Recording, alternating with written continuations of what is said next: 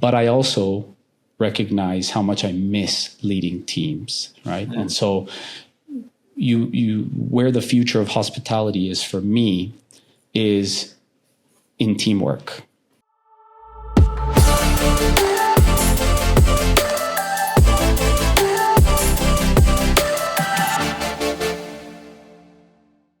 Hey, everybody. Welcome to our podcast, The Future of Hospitality.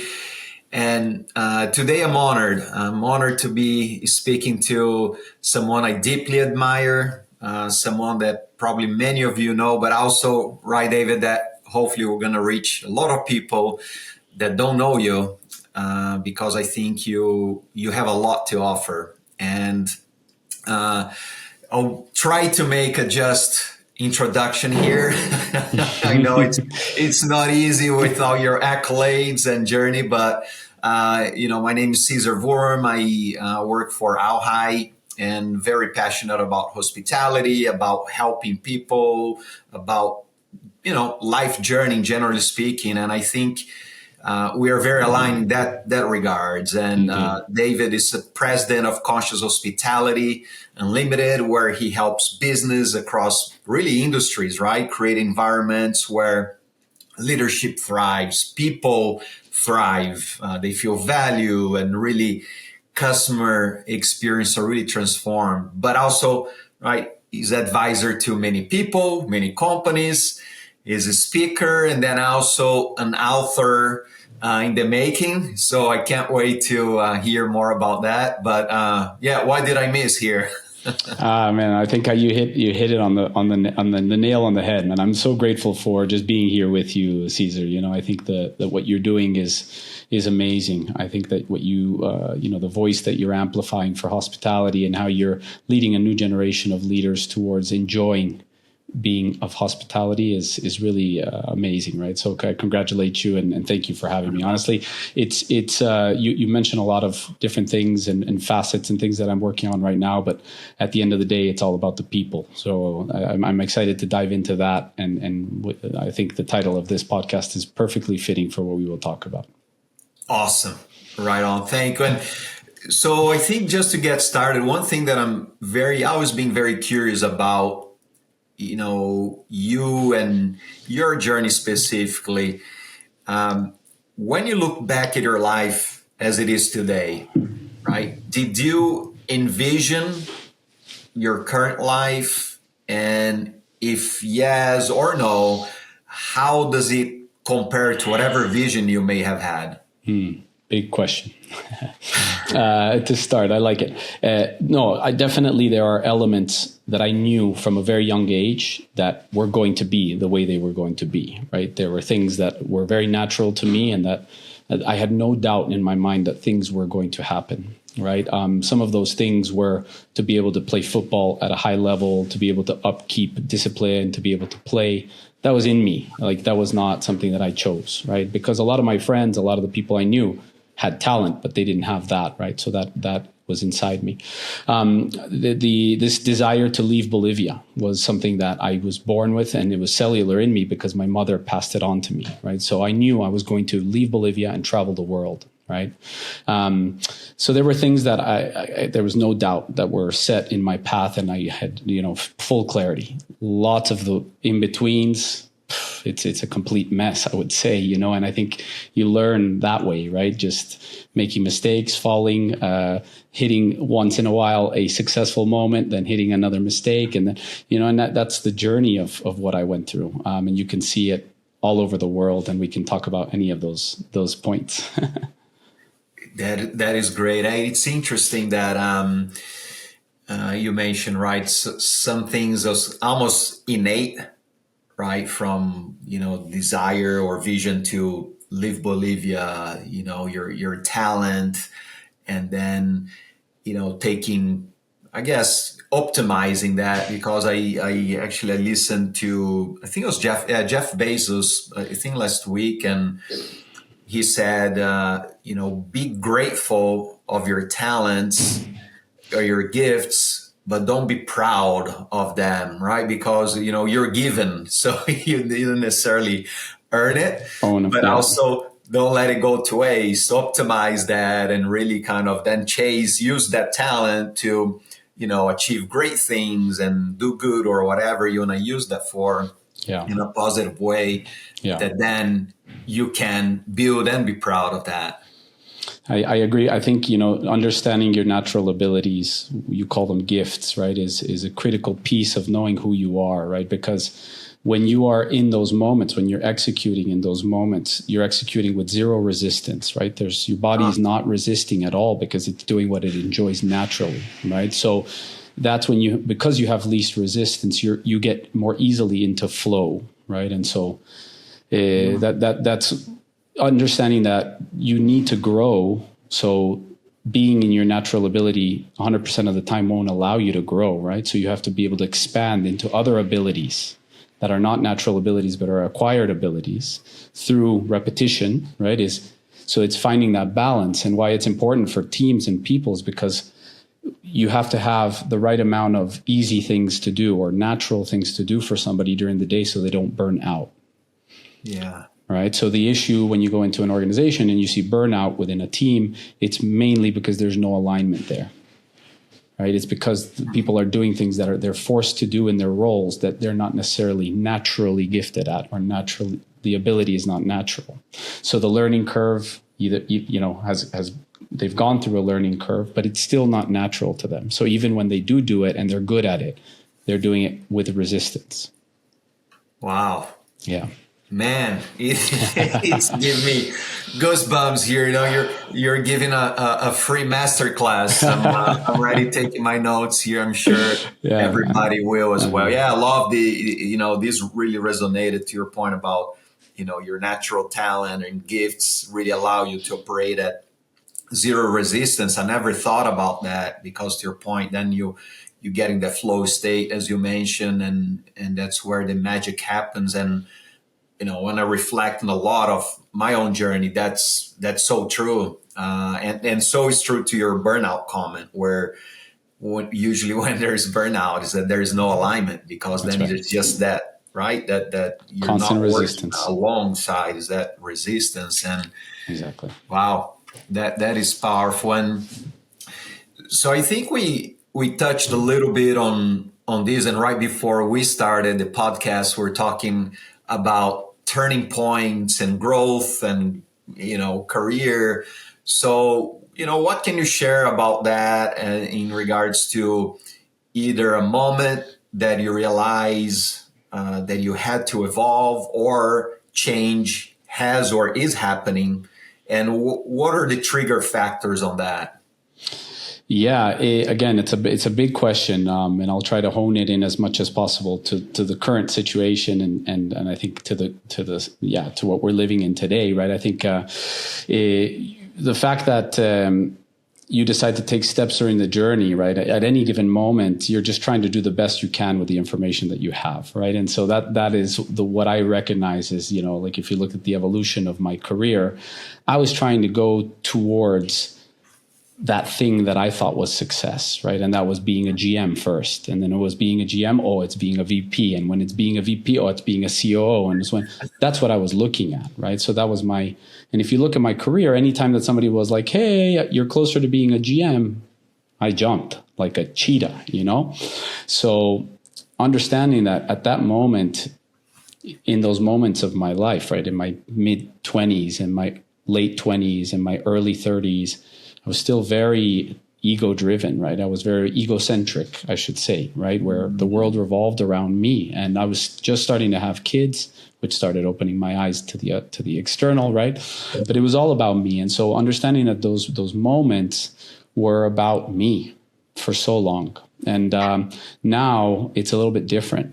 So I've gone through, we've gone through similar journeys where we need to face our demons and we need to set things straight for ourselves, right? And I was just looking at this, these cards, these tea cards, right, that show up with the yogi tea. And mine today said, "May your head and your heart speak with one voice." Right. And it's exactly what I think is happening, right? Like before I was in my head all the time and I was distracted and I wanted to prove and I thought that I had to be great and I had to be strong all the time and I had to have all the answers in the meetings and I had to.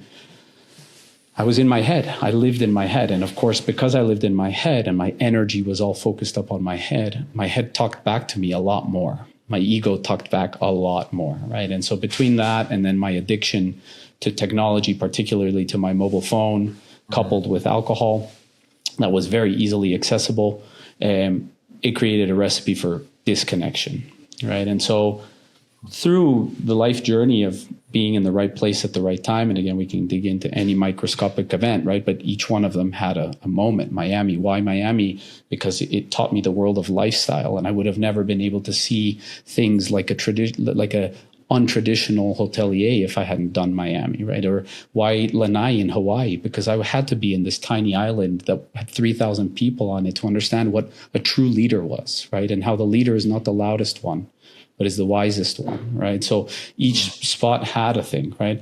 But leading to a point where, like you, and I think many people in our age group are going through something like this, where there's misalignment, right? Or a lack of alignment. And so because we haven't been taught to confront our demons and confront ourselves, because at the end of the day, we are that too, right? We're both sides. So it's one and the same.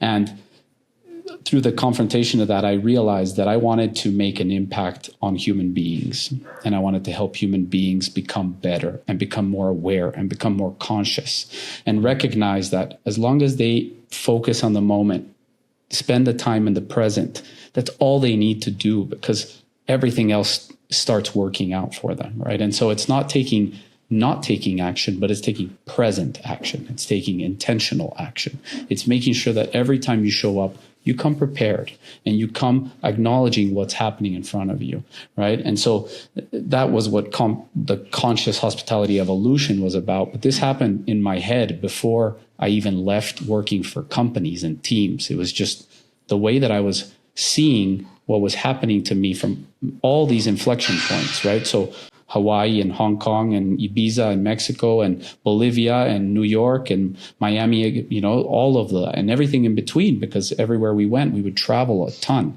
and go and stay at friends' hotels, right? So based on all these points, I created this idea or this methodology that basically said, as long as you have presence on the bottom, you have 3 pillars, which are authenticity first, right? Understanding who you are.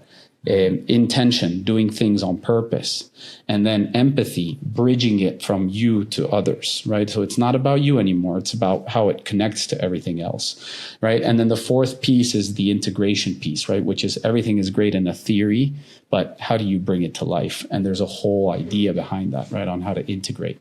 And then at the very top of that, I would say it's like a tetrahedron, right? It's a square base with like a pyramid essentially. And at the very top is the blueprint, which is knowing your true self, who you truly are. We talk back about those natural abilities. We talk about also the fears and the beliefs, the limiting beliefs that you have. And so the difference between nature and nurture, and how each one of them has created who you are as a human today, right? And so that's the philosophy behind conscious hospitality.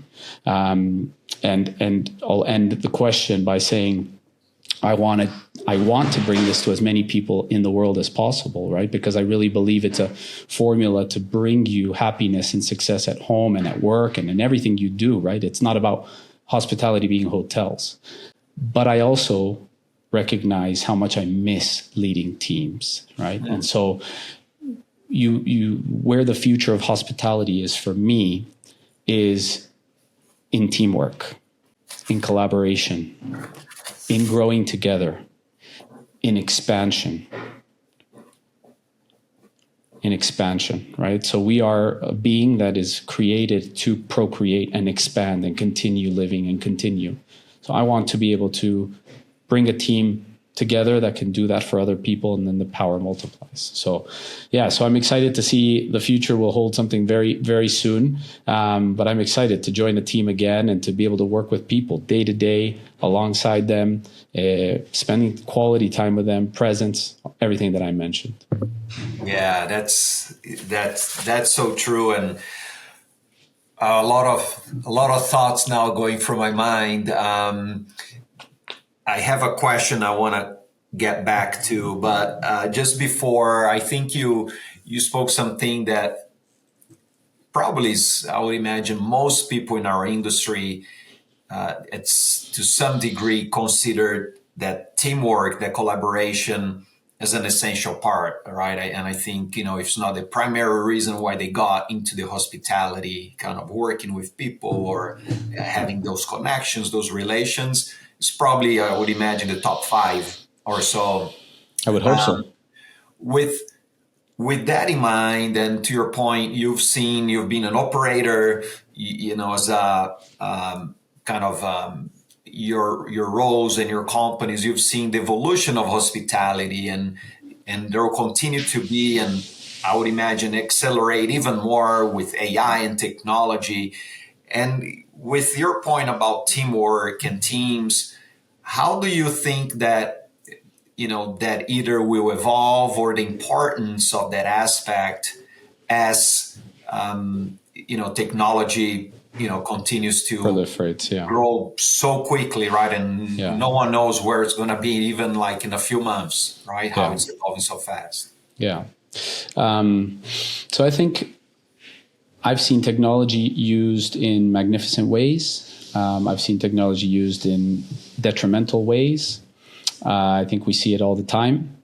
I think it's way too big for us to come to a point as a society and put what I believe we need is, social media hygiene and digital hygiene and rules as a society as to what is acceptable, what is not. We're too, I believe, far from that right now.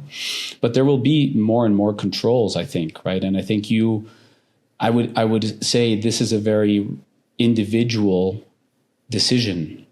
In that they need to understand that every human needs to understand they have the ability to decide how they want to use technology, because they can turn it off and they can put it in the bedroom next door, in the bathroom, instead of next to their nightstand. And they can decide when somebody talks to them to put their phone down, or not even take it out of their pocket. Human beings can decide that, right? So similarly, we decide what we can consume and what we essentially choose to do on it, right? So I think that to say that technology is terrible or technology is great, or is anything in between, needs to be an individual decision, right? And because of that, my hope is that we can educate this next generation, and I see it in my kids, with hygiene, with an understanding of, hey, these are the limits, and this is why we have limits, right? And this is why we think it's good for your evolution that you spend this amount of time on your screen doing this versus this. There's a difference, right? I saw something the other day that said, hey, 30 days of learning AI for your teenager versus playing Roblox is going to mark a difference in the way that they grow and what they end up becoming, no doubt, right? And so second piece I would say is, we're humans. We can become superhumans if we choose to, right? And superhumans, I use that word very carefully because I'm a humanist, right? Like, I'm on the human side 100%, right? And there are people that are on the other side of the scale that are not, and so there's a big line there to blur, right? And so again, an individual decision, right? But how much do you want to integrate technology into your day-to-day? And in AI specifically, how much are they going to do for you? And what is that going to liberate you to do? Because if it's going to liberate you to be a slave to something else, be careful, right? So it's I think there's so many sides that you can reach this through. But in synthesis, to say my family, my kids, my nephews, give me hope that we can definitely evolve as a society that knows how to utilize it properly and that knows where the limits stand, right? And so I'm going for that for sure. Yeah, that's amazing. Yeah, as you know, we have a daughter as well, and this generation gives me a lot of hope. I know that usually the tendency is to every generation kind of criticize or find flaws with the upcoming generation, and there's always opportunities. But generally speaking, I've been so impressed with their emotional intelligence and the care and support of each other. That is something that gives me great hope. Indeed. And inspiration. Indeed. No, and I see that as well with teams, working as a consultant. And when you go on the ground with teams, it's usually not the 17, 18, 19, 20-year-olds that are frustrated and burnt out. No, they're excited about life. They're excited about what's to come. They're excited about hospitality. They're actually good at it. You know, it's there's a lot of hope there for sure. Yeah. Yeah. And, you know, going back, it's interesting as you're talking about your own journey, about the time where you're very egocentric. And I think that I've had that same journey for many years, and I know many that also have gone through that. Do you think that is part of natural growth? Do you think it's some people don't have to go for that stage because they may be more emotionally developed, or I don't know, any thoughts there? Yeah, I mean, I think it's there's so many factors, right? And so one of the things that when writing this book, Conscious Hospitality, and talking about five topics to dissolve all my learnings, right? It was like, it's so limiting, right? So you have to also understand that there's so many different components, right? But I think in general, it goes back to this, right? It's like, I think that the human being goes through a journey, and it's a pretty set pattern of what this journey is, of knowing, forgetting, and remembering. And I really believe that. I really believe that the lessons we're learning in life, when you start really thinking about them and understanding them, they're lessons that you knew already before. But you lost yourself trying to prove to other people. Because when you were born and you came out and you started learning the game of life, the people teaching you, a lot of the people teaching you and teaching all of us, taught us with conditions, right? So they said, this is good, this is bad. I will love you if you do this. You will be nice if you do this. You will be good if you do this. You will be bad if you do that. So you start building your idea of what is supposed to be happening based on this feeling that you have. It's bad, oh, I feel bad. It's good, I feel good. It's bad, I feel bad, right? And so because you learn that, you don't ever want to feel bad, because those are the things that are bad. Right? But it doesn't necessarily mean that that's what's right for you. It doesn't mean that that's what you really believed when you were born. It means that somebody taught you that. But every time they taught you that, since the first time, it made you feel bad. So it means it's not aligned with who you are as a human, right? And so we go back to then remembering, this is what makes me feel good. This is what makes me feel good. Ooh, this is what makes me feel good. This makes me feel bad. Okay, instead of like being afraid of it, we start realizing, what is this? It's not that bad. It wasn't that bad, right? So, but unless you go through this process that you went through, awakening, you can call it awakening. I don't want to get too spiritual, because I think it's important to stay practical and grounded on the day to day, right? So, but if you don't go through that moment where you start confronting that which you're afraid of, and confronting that what makes you feel bad, right? And actually questioning it, and you just pretend it's not there, or you push it off to somebody else, because those are the two reactions, right? You either absorb it and it eats at you and you feel terrible, but you still pretend that you're okay on the outside, which is what you did, right?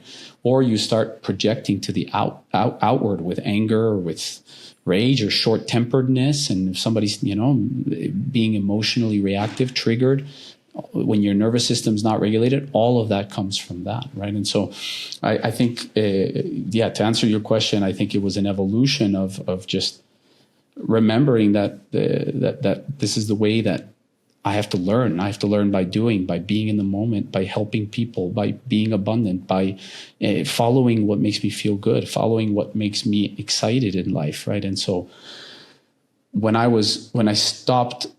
And it's not that I don't care, right? That's the interesting piece. Not that I don't care what people think. I very much care what people think, right? But I care that what people think of me when there are no conditions. When there are no conditions, right? Like, it's like, I don't need anything from you. You don't need anything from me. Okay, great. What do you think? Right? Because I think conditional love and conditional transactions are what lead us to burnout and misalignment and frustration and everything. So when you can go up to your child and speak very openly and very straightforwardly, that's the other thing I was going to say about this generation. They're very straightforward and very blunt. And we sometimes are nervously dysregulated, that we get hurt by that. But that's the way they communicate, right? So it's interesting that now that's happening to us, right? Because our parents taught us to be hurt by situations, by being ashamed, by feeling guilty, right? So those are the energies that we transmit every day, right? So it's a big question, lots of different angles we can go to, but I think understanding the idea of energy, and how at the end of the day we're energy, because if you can close your eyes and feel your body like you do during your meditations, you can feel the energy that you are, and you can feel when energy is in alignment, and you can feel when energy is in misalignment, right? And the more you close your eyes and meditate and find presence and build intentional moments and are mindful, the more you can be attuned to that alignment and how out of that alignment you are, right? And it tells you if you're reactive in any moment, right? You have any trigger at any moment, something's out of alignment. Not what's wrong with me. No, something's out of alignment. No shame, no guilt. Stay cool.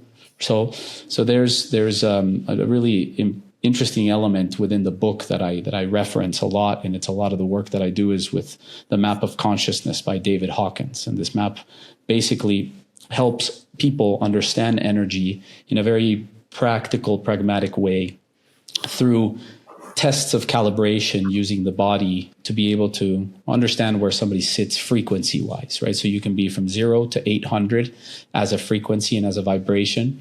The lower frequencies being your more contracted and bad feeling emotions, right? Shame and fear and anger.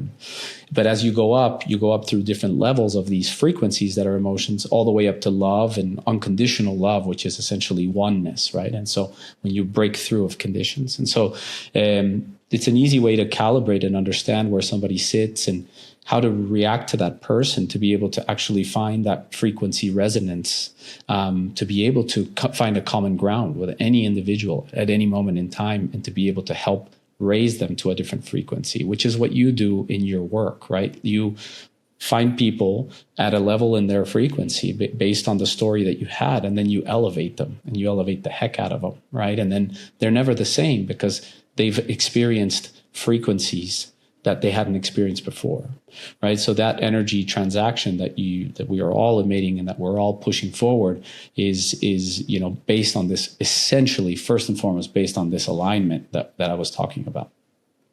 Wow. Man, it's like I hope you don't stop on the first book. You have what is the word whenever you have a collection of books in single page, or I don't know. Yeah, like with different tomes and different. Yeah. Oh yeah, man. Yeah. That's, you have a lot to share. Thank you. Yeah, no, I mean, I honestly, it's funny because like I knew I was going to write a book at some point in my life, but I never knew what that book was, right? And every time I wrote a lot throughout my entire life in journals and typed, and I have hundreds of documents where I just typed my thoughts for the day, different ideas, and just saved them with the date, right? And I have all of them on my computer. And I knew, sometimes I said it was going to be a collection of some of these different things. Sometimes I was like, listen, I've been in so many different countries, so many different jobs, one lesson from each job, and it's a book essentially, right? And I could do that.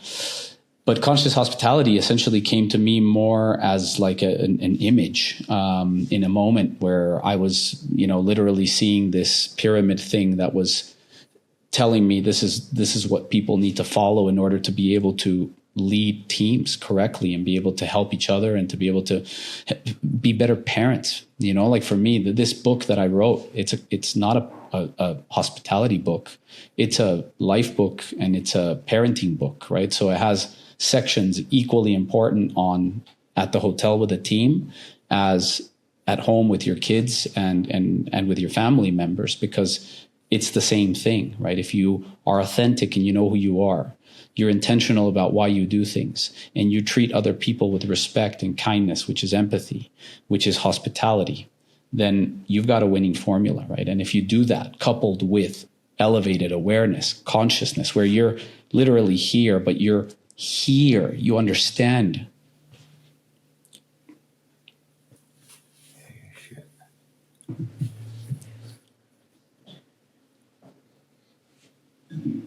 Something happened.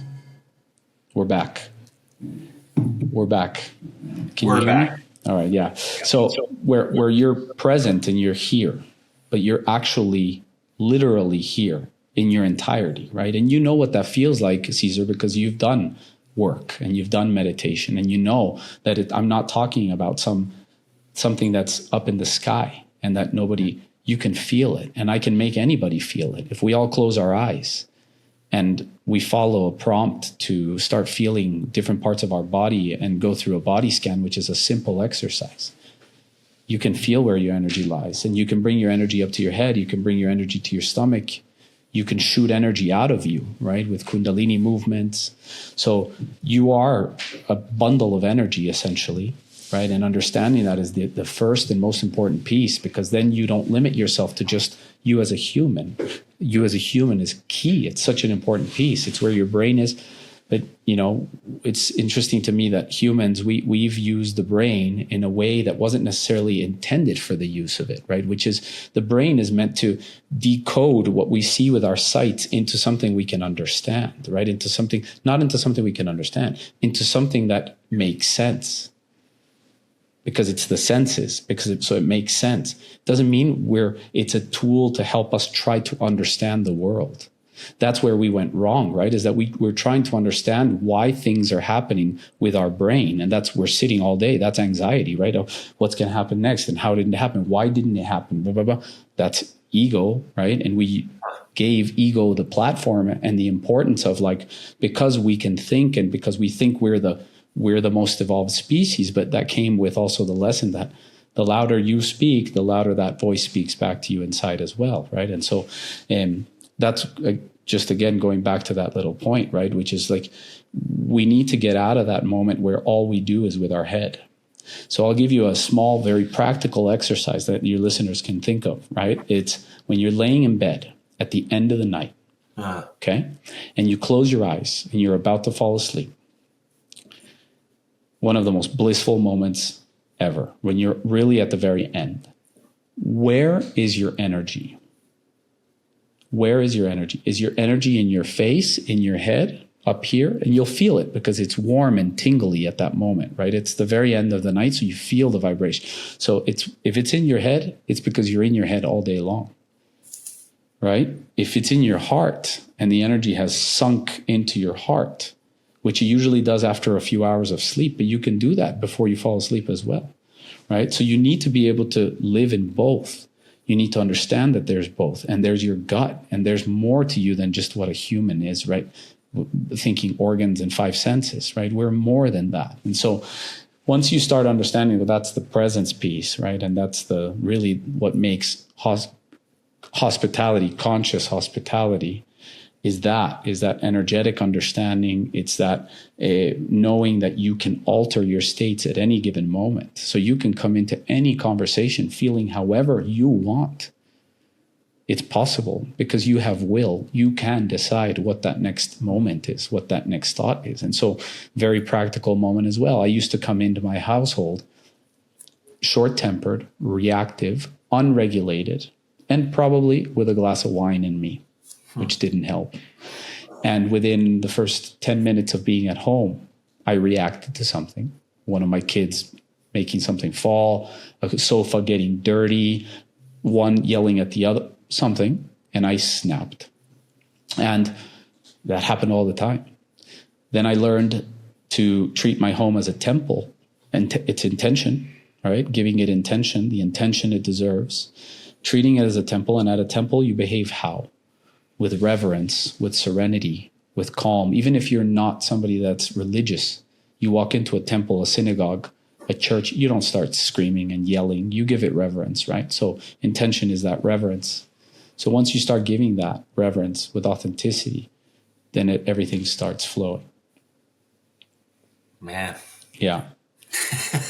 So, I decided to create a space at home, right? So before my technique and my what I work with my clients on this type of work is I created a space, right? So you create these rituals, these spaces in your day where you anchor yourself back to the moment, because the rest of the day you're fighting dopamine addiction, distraction, technology addiction all day long, right? And so you're getting pulled, your kids are getting pulled, you're showing the example to your kids. And so you have to be able to put some points in your day where you really anchor yourself to the moment and you realize, no, this is here. It's where I am. This is the reality. And I'm not stuck in that, right? In that drive, because that burns me out, right? And so, lots of thoughts there.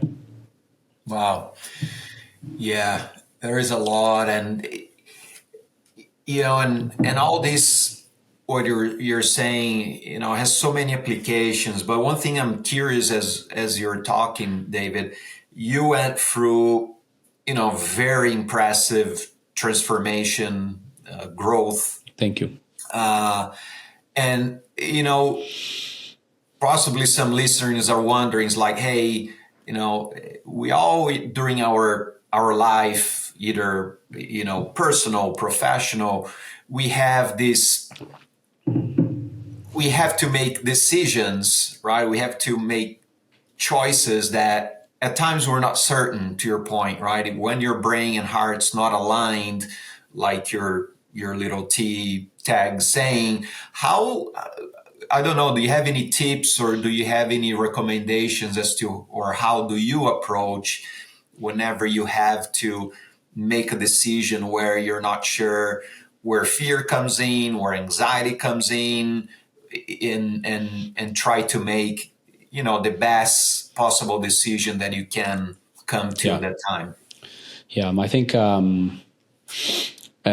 the answer for me will always be presence. The answer will always be, you just come back to the present moment. And it sounds so simplistic, but it's really that simple. That's what's crazy about what I learned, right? Is that if you read an email and you read it when you're in a low frequency, right? That frequency will hit the chord and you're going to play the note and it's going to hurt you, right? Mm-hmm. If you read that same email, but you're in an elevated frequency, because let's say you just had an incredible morning, mindful morning, you had your morning tea, your workout, and then on the way out, your wife gave you a kiss like she hasn't given you in years, out of the blue. So you walk out and you're floating, right? That email won't hit the same way. Mm-hmm. It could hurt, but it won't hit that same way. Understanding simply that in your body you can feel that, and then you can decide to react to it or not, is enough to then start turning those situations off. It's really hard at first because we're so addicted to feeling.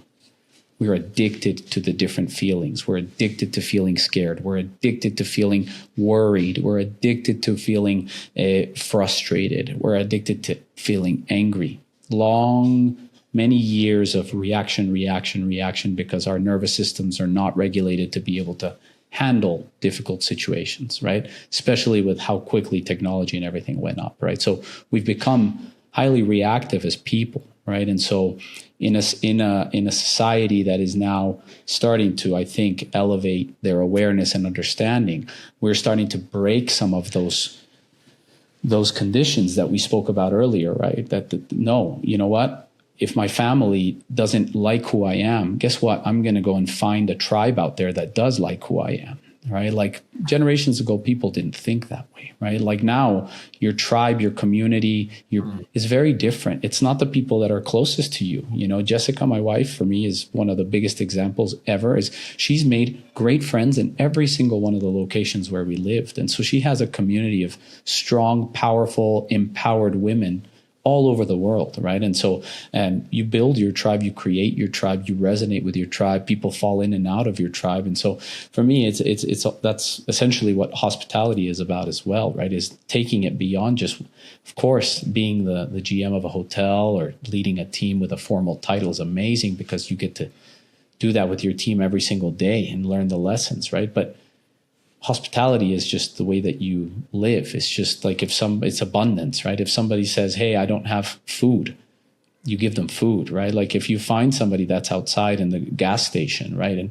And they're asking you for water or they're asking you for bread, or I give it to them, right? Because it's something that I can do right now. It's not hurting my pocket really, right? And second of all, and maybe it will one day, but maybe right now it doesn't, right? So living in the moment, but also that energy exchange comes from hospitality, comes from abundance. And well, Cesar, that what you send out is what comes back, Yeah. Very, very true. Very insightful. Now approaching the end here, and if that's okay, I would like to have, three quick questions to you and just share a short reflection or whatever, right? Rapid fire. But Cool. First one, what's one piece of advice that you wish more people ignored? That more people ignored.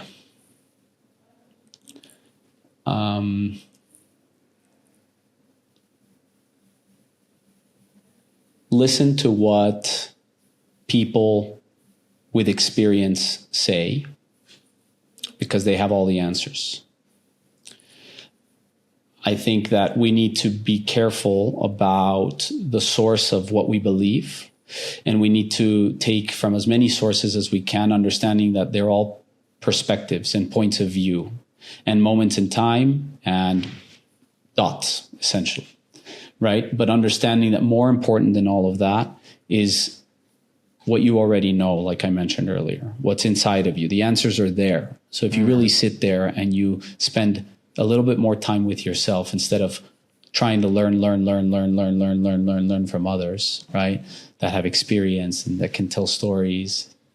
It's a little hypocritical because I'm writing a book to share it with the world, right? But the book at the end of the day tells you, you have to do it. That's what integration is about. Integration is now you have to go do that. You have to go do it every day. And you have to slip and fall and get back on the wagon and slip and fall and get back on the wagon until you don't, Yeah. And so I would say, go out and do it and live life, experience it. It's great to seek, right? But at the end of the day, it's all the things tell you the exact same thing. Yeah. That's beautiful. That is beautiful. And is there a book, a quote, or a conversation that has changed your life? There's a few resources, actually. In the book, there's a whole section on books, resources, podcasts, etc., because I think it's, again, too simplistic to say one. But I would say really the work that that really helped me change the frequencies would be anything by David Hawkins. So I would encourage people to read David Hawkins and look online on podcasts and for David Hawkins stuff. Joe Dispenza, undoubtedly, because he was translating the same exact type of thought and understanding towards me. Neville Goddard, another one that if you search Neville Goddard on podcasts, and you just listen repetitively, you'll start understanding what he's saying. And when you understand what he's saying, it's profound, right? And it's similar to the ideas in The Secret and the Law of Attraction, deeper texts as well, right? The Kabbalion and the Kabbalah, all these are much deeper, but they essentially tell you the exact same thing, right? It's this idea of finding yourself and understanding that the whole treasure is here. Right, the whole power is here. It's not out there. It's here. Everything is here, right? And so focus more time on it. Sit down on the heart, live in the heart and the head, right? So that there's alignment. And so, that's I would. There's a few that I gave you in there. We can talk a lot more about resources at some point. That is good. Yeah, I know some, but I'll give you one more, Cesar. I'll give you one more that I think is a super book to give to teams and to help with leadership, et cetera. It's called The 4 Agreements. So The 4 Agreements by Don Miguel Ruiz. I think that for me would be the number one non-traditional self-help and leadership book that I would gift. Have it here. Indeed. Yeah, Indeed. Big fan. That has been a changing one for me. Simple, easy read, and actually, it's fun you brought it up. How I learned about this was a few years ago. I really enjoy following Lewis Hamilton, just not only from the Formula One, but for what he does, the work his lifestyle. Yeah. And he mentioned as one of his favorite books. I said, I'll read it. And it's a great one. Yeah, you see, it's interesting, you mentioned somebody like Lewis Hamilton, right? Like these are individuals in the society that through their persona, through their energy, they transmit very, very heavily and broadly all across the world, right? So think of somebody like that has the ability to influence and change the way you behave and make a purchase. And right, we have that exact same power. But along the way, we forgot that we had that power, right? So you may not end up right now being a Formula One racer, But if you understand how limited you've been because of the stories you've told yourself, and you actually take a minute and say, hey, fear, anger, stress, trauma, why are you happening to me? Let's sit down and let's try to figure it out, and start going through the process. Then you start really making changes. Wow. That is great. That is great. And then the last one here, this one I steal with pride from Jay Shetty. He always asks his guests, if there's one, if he had the ability to implement one law that everyone in the world had to follow, what would that be? I would force meditation. I would force meditation at specific moments in the day, in a very specific way. I would create one moment in the day of unison, human unison, where everybody is closed and are one for at least a couple seconds a day. It wouldn't be anything crazier than that, but that everybody has to follow that they meditate together for a couple seconds a day, so that we all know that we're all one and the same. Wow. Well, if you ever try to force it and push it, you have my vote. So I love it. I appreciate that. Yeah. And David, listen, thank you. From the bottom of my heart, I think as you're talking about flow, I'm going to be in the clouds all day long, and probably this week from this conversation. I'm sure the listeners will have the same. And really thank you for, of course, the time for sharing, but for what you stand for. I think that you're one of these people that really, transcend different people.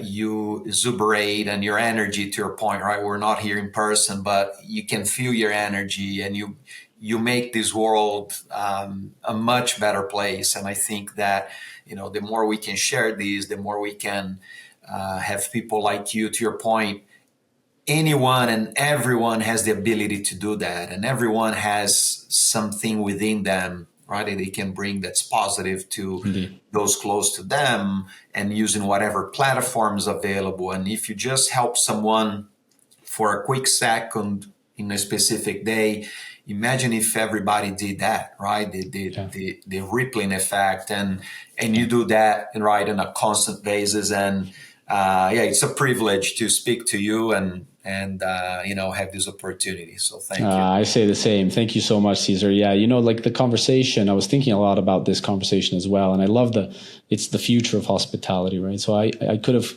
again, come in and talk to you about all my past experiences and what it's like to lead a luxury hotel and what it's like to implement standards. And we can have that conversation at some point, at any point, right? But if you think of the future of hospitality, we're at a crossroads, and we're in a moment where, again, we need to decide. The point you make, right? Like the word that I found is most fitting is agency, right? You have agency, which means you have not only the ability, but you have the responsibility, right? So it's agency over making those decisions, And so because we have the ability, we have the responsibility to make the right decisions, to make the best decisions with what we have in the time that we're in. How do we do that? By being present, by not making decisions based out of distraction, based out of thinking of something else, not really being there. And so I'm making these careless decisions. As long as you step back and you make careful decisions, not careless decisions, because you're not distracted and addicted to dopamine, right? Then the right decisions for you start showing up and coming up. And so many people talk about how they've created miracles and they've done crazy things, right, out of their life. I see that's happened in my life many times. I got a soccer scholarship out of nowhere. I didn't have the grades to go to this college in the US, but it happened to me, right? And so it's easy to, once you're present and you're more aware, and that's why I say we can talk about the hustle and the grind and where org charts are headed and where positions are headed and where the industry is going and travel and why digital marketing, all of that stuff, right? But for me, what is most impactful to the future of hospitality is the people, that are going to stay in it, that are going to keep it human, that are going to keep us connected, that are going to keep us collaborating, that are going to make the choice to choose human, to choose a human industry where they interact as humans, because that's why we chose this industry. That's why I chose this industry. So all to end in saying thank you so much for the opportunity to be able to share this, right? And to be able to share conscious hospitality, everything we're doing. But more so, just a reminder to everybody, be present, be in the moment, every moment, right? Because that's all there is. Everything else is an illusion. Wow. No better way to close it. Thank you. It was a pleasure, and can't wait to see the reaction we get from your share. So I look forward to it. I look forward to connecting with everyone. Thanks, Cesar. Yes, Obrigado. Take Abraço. care. De nada. Thank you. Abraço.